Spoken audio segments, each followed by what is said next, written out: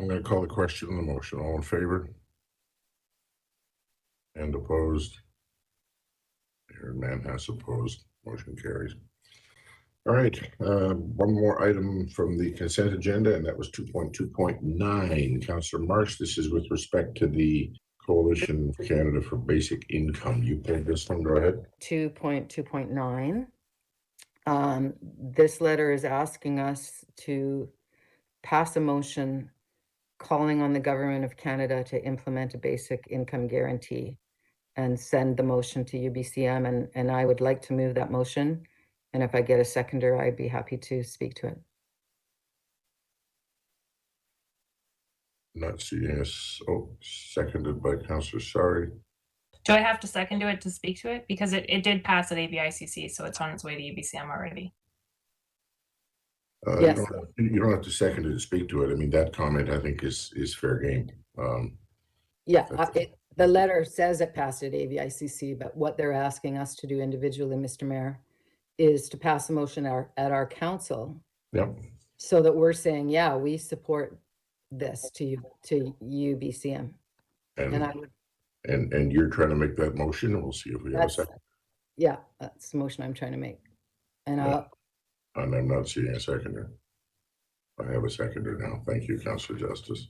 Thank you, Councillor Justice. So one of the things that the government people, the representatives who some of you got to rub elbows with from the government at the AVICC, even more of them often go to UBCM. And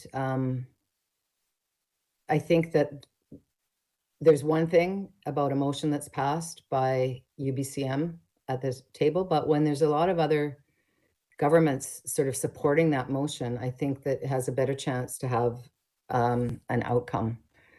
I think any of us now, you've been here a few years, everyone who's new this term has seen many motions go to UBCM, and in the end, the answer is basically no. And I believe that, as this letter talks about from the City of Victoria, you know, everyone deserves the dignity of having a roof over their head. And we're not talking about, there's so many people that just can't even live here. I was reading an article about students in Victoria at UVic who are living in cars and tents because they can't find a place they can afford as a student. And, you know, we really need to do something about this. And of course, I don't have the stats, how much crime it leads to, but I can tell you, I'm sure it leads to depression. And for some people, even suicide. And we've had a lot of suicide with young people. So I just think that we need to stand up for our constituents who are young people or people who don't have a degree and can't find a job that will pay the kind of wage, which I would say it would be a challenge for even some of our staff to be able to rent or buy here. And they make a pretty decent salary. So I hope that you'll support this and send an extra letter to say that we think this is important. There is an example of, I believe it's a city in Manitoba that did a couple of years trial of a basic income. And it really made a big difference for their community. And it doesn't stop people from also working.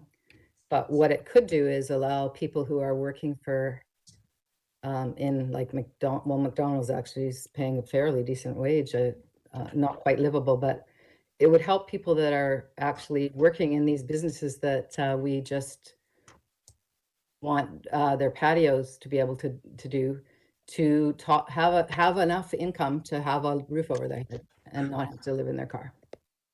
I'm going to call the question on the motion. All in favor? And opposed? Marianne has opposed. Motion carries.